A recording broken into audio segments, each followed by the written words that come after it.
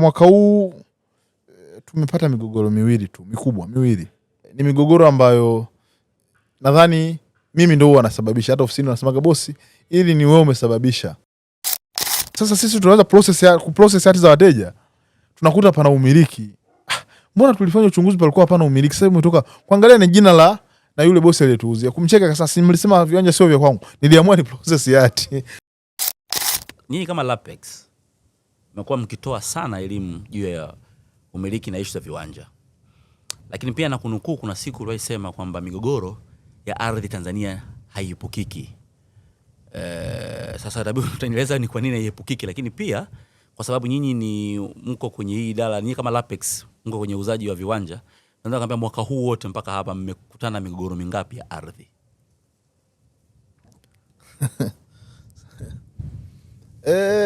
Kuhusu ni migogoro mingapi, nafikiri tutatoa takwimu ya pamoja mwisho wa mwaka. Nilikuwa nafurahi pale timu yetu ya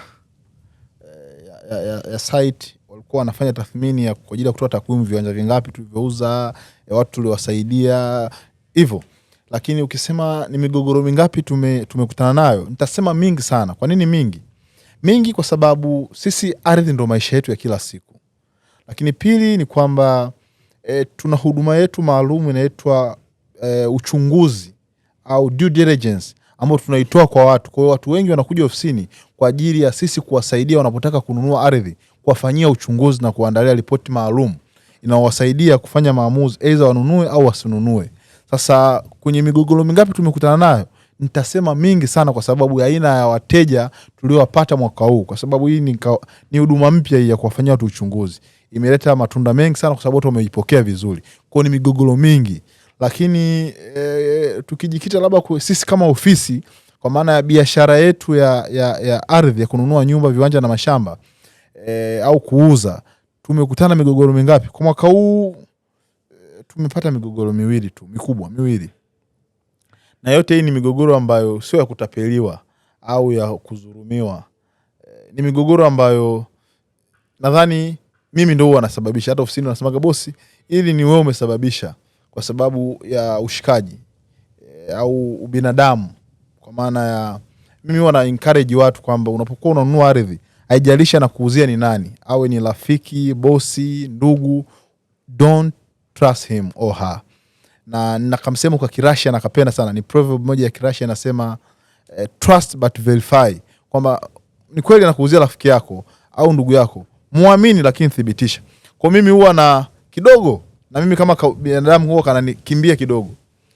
Sasa kwenye hizo biashara mbili zilizotokea au hiyo migogoro miwili ambayo ilitokea, mmoja ni wa kiharaka. Watu na mradi mmoja mzuri sana pale Kiharaka. Uliisha mapema sana, watu waliukimbilia mno.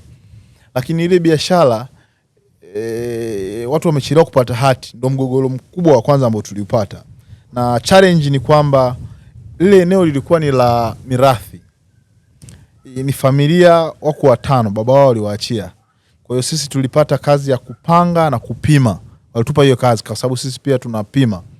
Kwa hiyo tukapanga na kupima, tukakata viwanja. Baadaye wakasema watuuzie kwa sababu vile viwanja walikuwa wanagawana.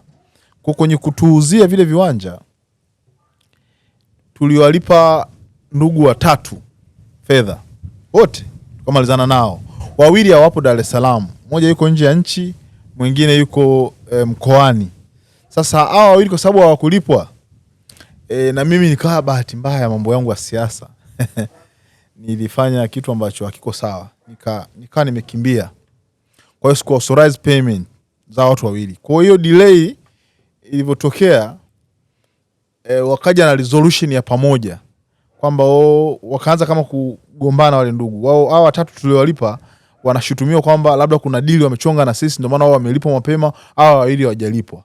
Kwa hiyo ikafanya eti waje na resolution ya pamoja ya ndugu wote kwamba tunataka turudishe fedha. You see?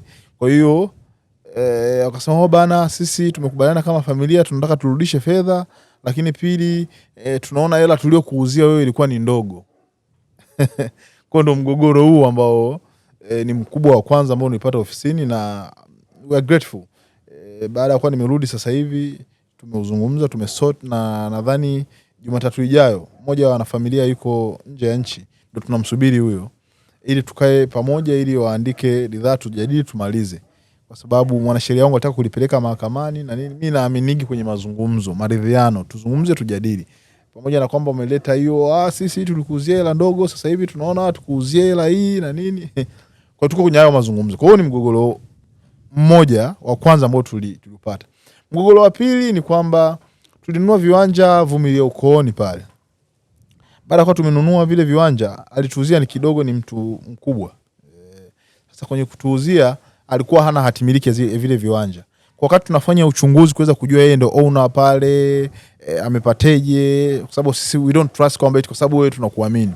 Kwa kilichotokea ni kwamba wakati tumeshafanya verification, tumemaliza, tumefanya biashara, kumbe ile kwa sababu ya hadhi yake sisi kumwambia kwa sababu hauna hati, tulibidi tujiridhishe. Hiyo kitu aliona kama tumemdhalilisha. Alichokifanya, alianza kufuatilia hati kwa namna yake, kwa sababu Kigamboni palikuwa na kliniki ya ardhi. Kwa alivyoenda akafuatilia ile hati, akazipata hati zote za viwanja zaidi ya 50. Alivyopata, sasa sisi tunaanza process hati za wateja, tunakuta pana umiliki. Mbona tulifanya uchunguzi palikuwa hapana umiliki? Sasa umetoka kuangalia ni jina la na yule bosi aliyetuuzia. Kumcheka sasa, mlisema viwanja sio vya kwangu. Niliamua ni process hati.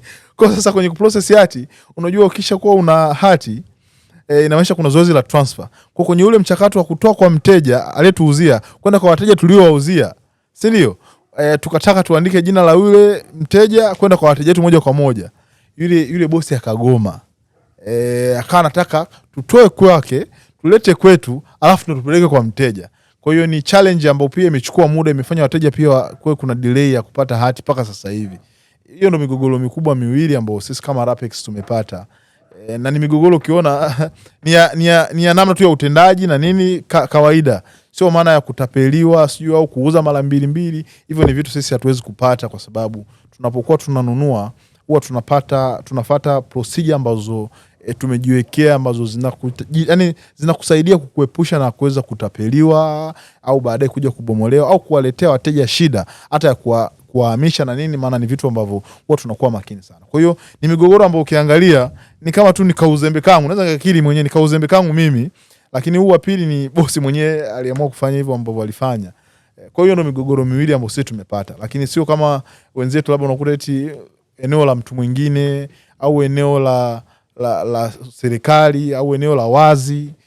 Hiyo ni migogoro sisi kidogo ni vile ya kuipata, kwa sababu tuko makini sana tunapokuwa tunanunua ardhi kwa ajili ya kudhibitisha umiliki na matumizi, ambao ndo wengi huwa wanajikuta wanapata migogoro sana.